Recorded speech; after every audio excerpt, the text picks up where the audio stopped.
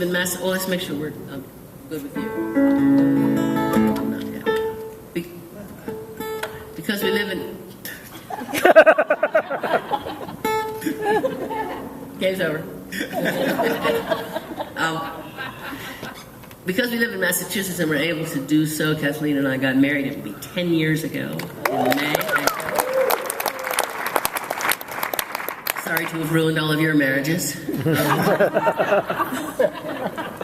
I wish I could tell you that we had been fighting for the right, but I have to admit that we had absolutely no idea anybody was working on it, and we were completely shocked to find out. I mean, we were just, watching TV one night, and they announced on TV that we could get married. And they didn't say us by name. That really would have blown us away. But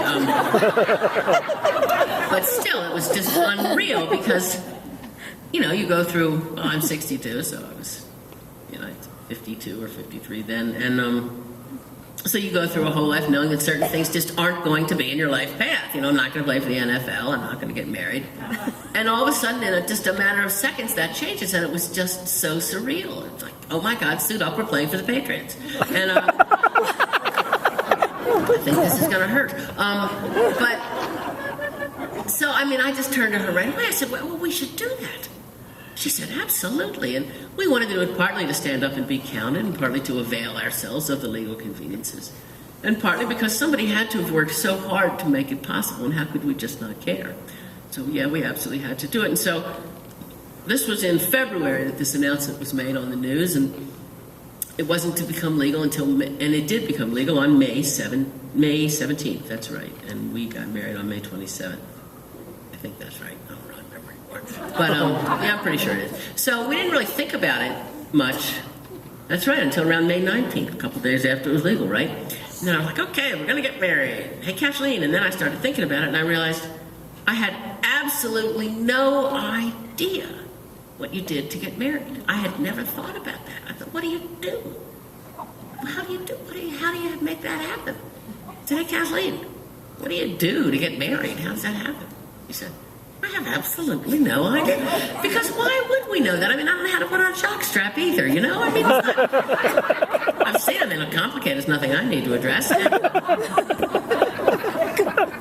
we thought, all right, in the movies that people go to a justice of the peace, and that's what we'll do. So I looked up in my phone book in Swansea, Mass, and there was one justice of the peace listed in the phone book, and I thought, I don't want to freak out some poor soul and make them uncomfortable.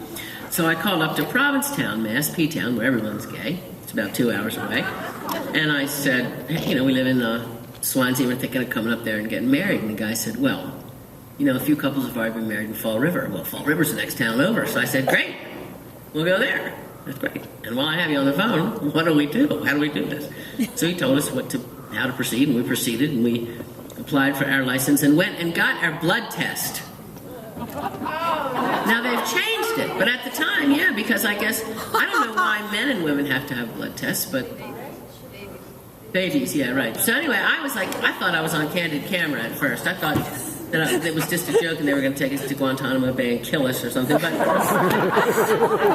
and once the announcement had been made, I live just outside of Providence, Rhode Island, so we watched the Providence news stations. And once the announcement had been made, every night on the news, people were flipping out. There was a woman who stood outside of church all day, every day in a wedding dress and cried. And she'd always be on the news every night. And I felt bad for her. I was like, well, God, why don't you just do something else one day? See if you feel better. Go bowling.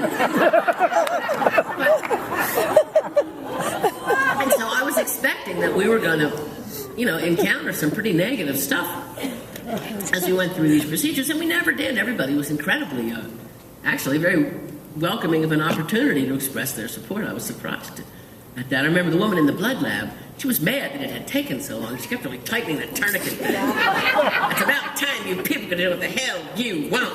And so, it was really something how nice everybody was, and how no one was at all like the way the television was portraying people. And so it was the day before we were going to get married. My sister was coming up from Baltimore. And I was going to the liquor store to get my sister that nice big box of wine she likes. And she killed me. She's a wine snob. She would not drink a box of wine. Anyway, so of course I know the people in the liquor store in my town. And the woman who owned the liquor store was there, and I said, guess what Kathleen and I are doing tomorrow? Oh my God. She was shaking my hand and hugging me and patting me on the back, and I really could tell that she was happy to have that opportunity to say that to someone. It was really cool. So anyway, I left and was backing out of my parking space in the liquor store parking lot when I heard somebody call my name, and it was the woman who owned the liquor store running out with a fancy bottle of champagne for me and Kathleen. But she gave it to me and I drank it in the parking lot.